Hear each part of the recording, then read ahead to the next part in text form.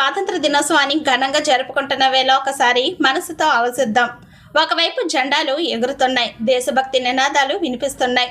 మరోవైపు ఇప్పటికీ కొందరు పేదలు కడుపు నిండా అన్నం కోసం, తల దాచుకునే గూడు కోసం ఎదురు చూస్తున్నారు.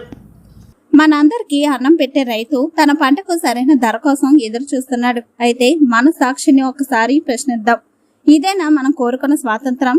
పేదవాడి ఆకలి తీరిందా? యువత కళలకు రెక్కలు వచ్చాయా? రైతు కష్టానికి తగిన విలువ దక్కుతుందా? మనకు స్వాతంత్రం రావడానికి తమ జీవితాలను త్యాగం చేసిన మహనీయులను, దేశ సరిహద్దులో నేడు మన కోసం ప్రాణాలను పణంగా పెడుతున్న సైనికులను ఆగస్టు 15న మాత్రమే కాదు, ప్రతిరోజు మనసులో గుర్తు చేసుకోవాలి. ఎందుకంటే వారి త్యాగాల వల్లే మనం ఈ రోజు స్వేచ్ఛగా జీవిస్తున్నాం. జెండా ఎగరేసే చేతులతోనే ఆకలితో ఉన్నవాడికి అన్నం పెట్టగలిగితే, నిరాశలో ఉన్నవాడికి ధైర్యం ఇవ్వగలిగితే, రైతు కష్టాన్ని గౌరవించగలిగితే, సైనికుల త్యాగాలను గుండెల్లో పెట్టుకుని గౌరవించగలిగితే అదే నిజమైన దేశభక్తి, అదే స్వాతంత్రానికి నిజమైన గౌరవం. స్వాతంత్ర దినోత్సవ శుభాకాంక్షలు.